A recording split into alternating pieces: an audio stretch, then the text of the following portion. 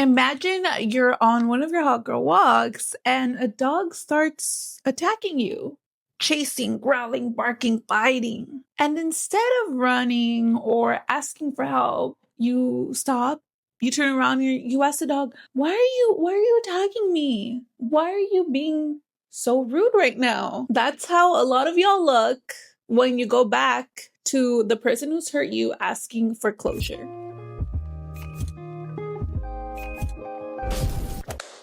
Closure is a trap. What you really need is to release any attachments you have to that person. Because let's be honest, what we like to label as closure is just a desire for emotional validation.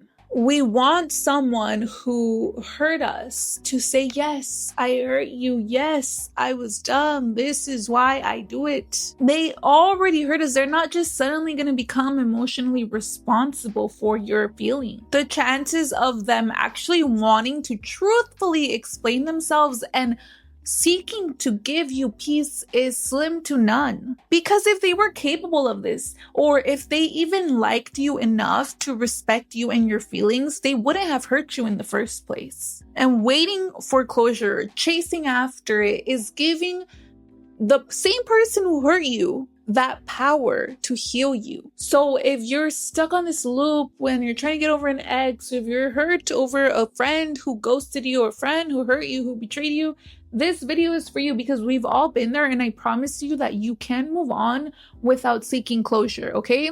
So first, let's talk about what we think closure will look like. We think closure will sound like, oh, I'm sorry I hurt you. You didn't deserve that. Here's why I did it. I was hurt. I was dumb. I was foolish. I'm so sorry. It was my fault, my responsibility. I'm sorry. I'm a bad person. I'm a shitty person. In real life, people will move on from you like you've never even existed, or they will give you half-assed answers that don't actually make you feel better, that just rise more questions in you, that will keep you in this loop of wanting more information, feeling even more hurt, feeling more betrayed. Closure is not like, oh, I'm sorry. You know, a lot of people, they're not going to own up to their actions. And even if they do, the closure that you receive from them a lot of the times will not solve your pain. Because truthfully, the pain is not just stemming from what happened. They betrayed you, they hurt you, they cheated on you. It's not just based on the events. It's based on what it meant for you, what that relationship meant for you, what that betrayal meant for you. And only you really know the impact of that person's actions on you. Honestly, a lot of the times from my experience, the person who hurt you might not even realize the extent of what that hurt caused. They might not even realize what they did wrong. Or maybe they'll even twist the story in their heads so they feel less guilty about their own actions. And even if they do apologize, even if they give you a million excuses, like, I promise you, you're still going to feel hurt. That ache in your heart is not just going to vanish because they apologize. I mean, we all heard the expression, you can't fix a broken plate by saying sorry to it. It's the same thing. The hurt is done. The wound is there. You can't expect them to say sorry and then you're instantly going to feel better. It doesn't work like that. You have to be responsible for your own pain. You have to be responsible for your own healing process. When you open your heart to someone, you have to be prepared to deal with the consequences of that. And sometimes the consequences is that you're going to get hurt. You're going to have to do the work to heal. You're going to feel like shit. You're going to end up heartbroken, betrayed, whatever it is. That's just what happens when you build relationships with people. So what do you actually need? What is the real closure? It is releasing the attachments that you have to that person. Let go of who you thought they were, what you thought that relationship meant, the story that you built in your head about what it could have been. Release all of it. It's not real. It ended the second they chose to betray you. Let go of that fairy tale. And the thing is that most people get stuck because they are attached to the potential. We don't even get attached to the reality. You want to get attached to the reality? Okay, let's say this person cheated on you, right? Oh, I love when he cheats on me. I love when he just makes me feel worthless. I love that he just constantly makes me feel ugly and less than, and I feel so insecure around him because I'm always thinking about all the people who he's cheating on me with. That is the reality of the situation. But no, in our heads, oh, but he's so nice to me. He's so this to me. He's just my perfect match. I still love him. Well, we get attached to their potential. We get attached to who we believe them to be, right? It just doesn't make any logical sense for us to get attached to people who hurt us.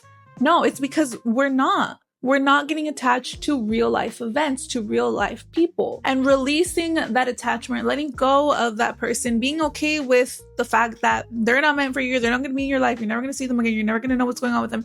It doesn't mean that you are accepting of what happened. It doesn't mean that you're like, okay, yeah, I'm okay with what happened. What they did was okay, or it didn't actually hurt, or I didn't actually care. That's not what it means. It just means that you're saying, I no longer need your participation in my own healing. That is what it means to release attachments from people who you're still mourning, who you're still hurting from. And that is when you will finally be able to start the healing process. Okay, trust me, because go and get your little closure. I've done it in the past too. I've gotten my closure. I'm just get my closure. I go and get my closure.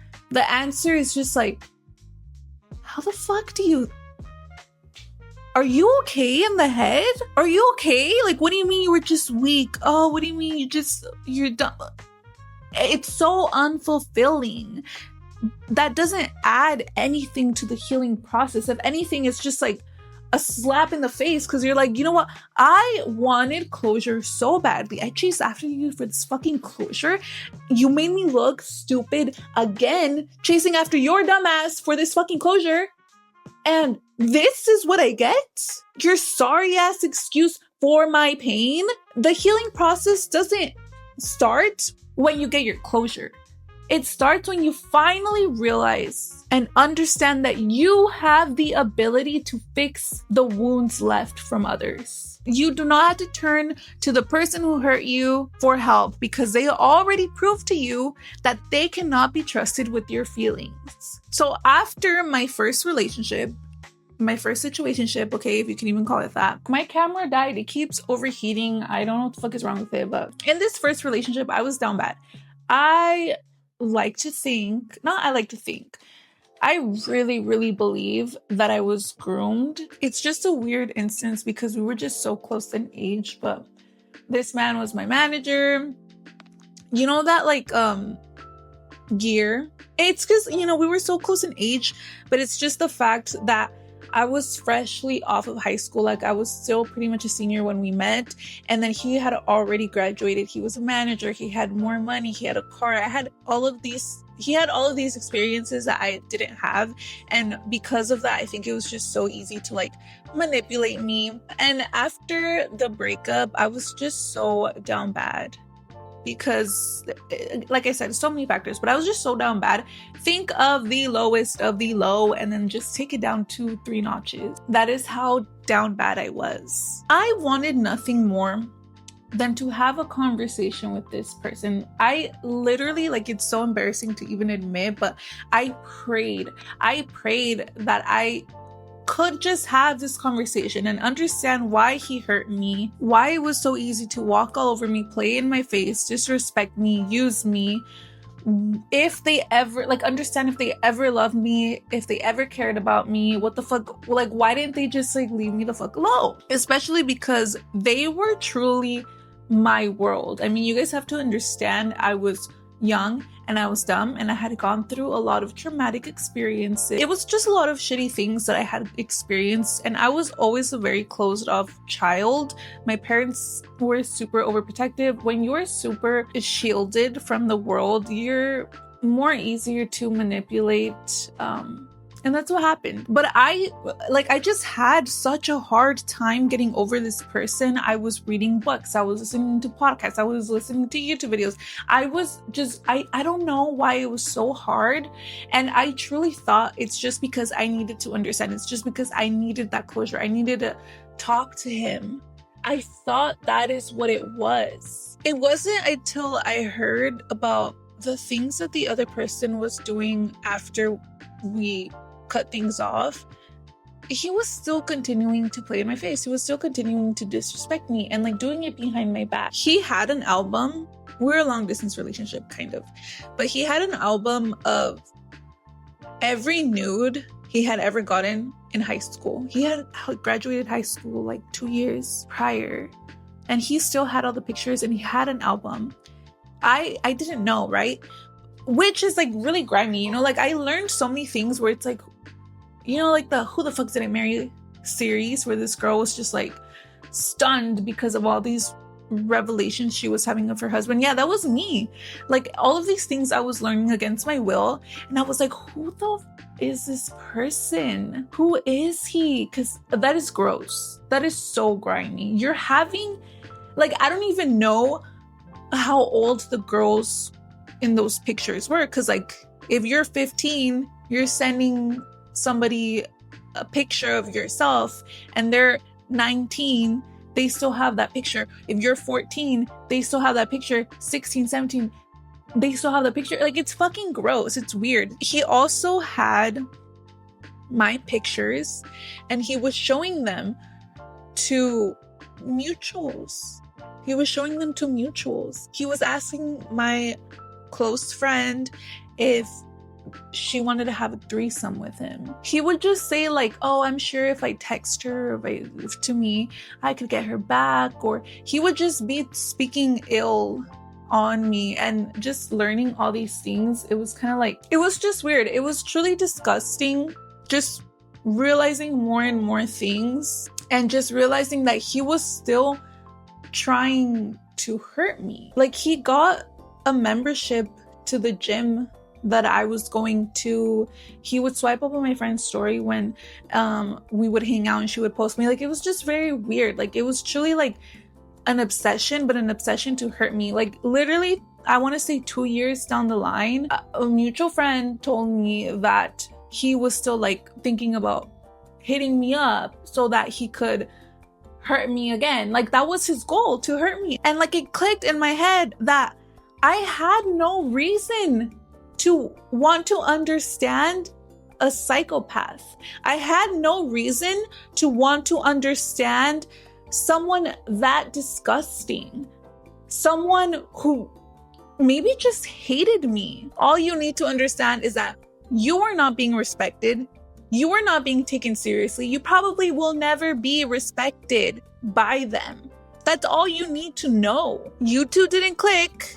You realize that, thank God. You realize that, okay, move on with your life. And that's the same thing I tell myself now when I experience heartbreak or breakups, or when I experience friendship betrayals. It's the same thing. I don't need to understand them. I don't need closure from them. I just need to focus on my own healing, move on, forget about what could have been, forget about the perfect persona I created in my head, because now I know that was all bullshit. So forget about the empty promises and focus on your life right now. Focus on what is reality. Focus on releasing the attachments that you have to the people who hurt you, and babe, that is all the closure you will ever need. So then how do we go about releasing the attachments? Number one is you have to accept the idea that you will never really know why. You will never get the answers you're looking for, and that peace that you're searching for, it doesn't depend on the answers. You don't need to know everything.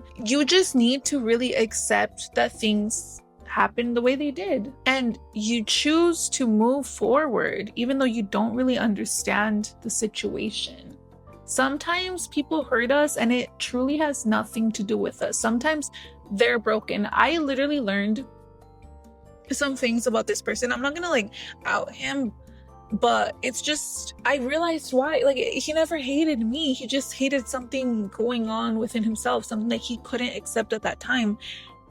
And that was the big shebang. It had nothing to do with me. A lot of the times people project.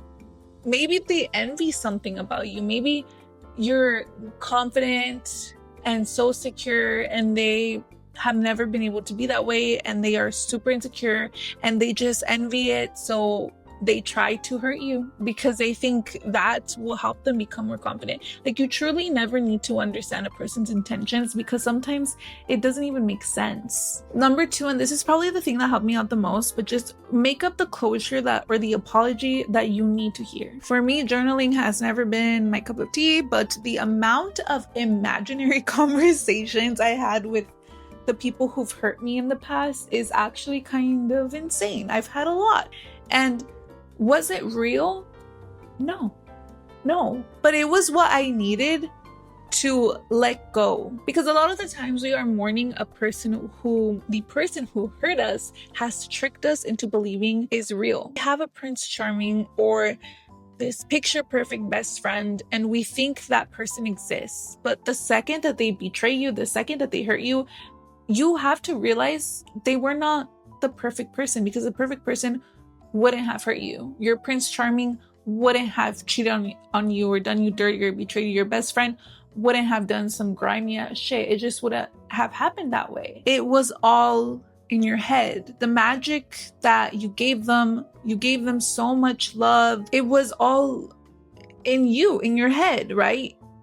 So just create a conversation with that person that you have in your head, that person you imagine, that persona you created in your head. Have a conversation. What would they do?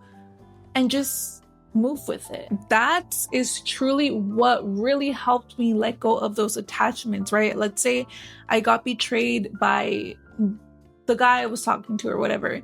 Let's say he gave me a full ass apology.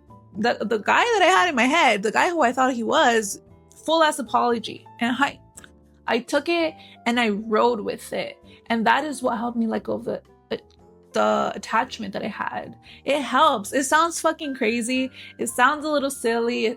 You are just imagining it. It's not fucking real, but it does help. And when you're healing, babe, you gotta do whatever you gotta do in order to heal. Who cares how you do it, as long as you get the job done? And then finally, you have to feel your grief fully. I always try to push down my emotions. Oh, I don't care. I'm gonna move on to the next person. I don't care. It doesn't hurt me. You cannot do that, because when you try to suppress your emotions, when you try to suppress your feelings, when you try to suppress your hurt, it will come back to bite you in the ass. It will keep coming up until you deal with that emotion. And that's fine. Grief is not a sign of weakness. It is not a sign of that you're stupid, that you're naive. No, it is a sign that something actually mattered to you. It is a sign that you have such a beautiful, open heart, and that you have the capacity in you to care for someone other than yourself. And that is a beautiful, beautiful thing. You are allowed to feel sad. It doesn't make you weak. It doesn't make you dumb. And the opposite, suppressing the emotions of sadness, of hurt, of anger, of frustration, of resentment, it will actually, I promise you, it will elongate the healing process. So face those emotions. Finally, you have to reframe it in your mind, right? You didn't meet your one and only. You didn't meet the other half of you. You didn't meet the perfect person, your one true love, your blah, blah, blah.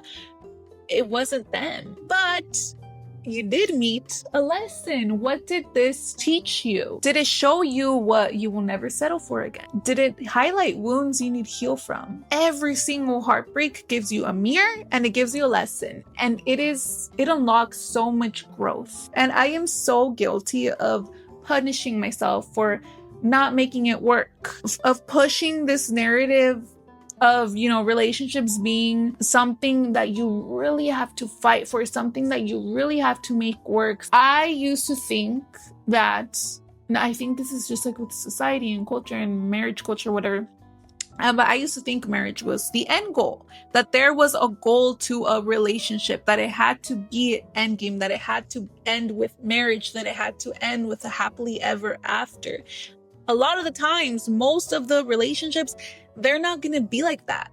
Stop thinking and stop pushing marriage as the end goal. That doesn't have to be the truth. And this doesn't even just have to do with like romantic relationships. Like, you don't have to be best friends with that person for the rest of your life just because they were friends with you for the past 10 years. It doesn't have to be endgame. A lot of the times people are going to come into our lives and walk right past us, and that is okay. You shouldn't feel so much pressure to try to hold on to everything that comes into your life. You know, it's like those Forever 21 outfits our parents bought us back in like 2010. The ones with the weird phrases, the weird designs. And you know, at the time, we ate that shit up. That was the go-to store. But now we're a little older. We have a better sense of style. We have maybe more expensive preferences. If you hold on to those clothes from 2010, like, how are you going to make room for the nice ones? How are you going to make room for the cashmere, for the silk, for the cotton? Not everything will fit into your closet, babe. A lot of the people in your life are just going to be Forever 21 outfits. It's fine. So you know what? I have been very open and very vulnerable in this episode. So, you know, the least you can do is give me a thumbs up and subscribe, because, you know, I have a goal to meet. Help a girl out. But yeah, I just wanted to end this off with a reminder that closure comes when you stop trying to edit the past and start accepting what is. You don't need an explanation from someone who hurt you in order to move on. You simply just need to take your power back and turn that energy inward. Accept that the healing process is going to be done all on your own, is fully your own responsibility. So when you just got attacked by a dog, like, don't go back and ask why it hurt you. No, you run to the hospital, start healing, take care of the wounds. So comment down below, what is one lesson on closure that you learned, or what is one attachment that you need to release today? You truly never know who is going to resonate with your story. And at the end of the day, I want to make a community for us to feel safe in. I'm sure we're all here for the same reason. We all want to grow. We all want to grow as individuals and strive for a healthier, happier life. So yeah, treat this like a Reddit section. Just you go off. This is truly a safe space. But yeah, please don't forget to like, comment, share, and subscribe. But yeah, until next time, bye.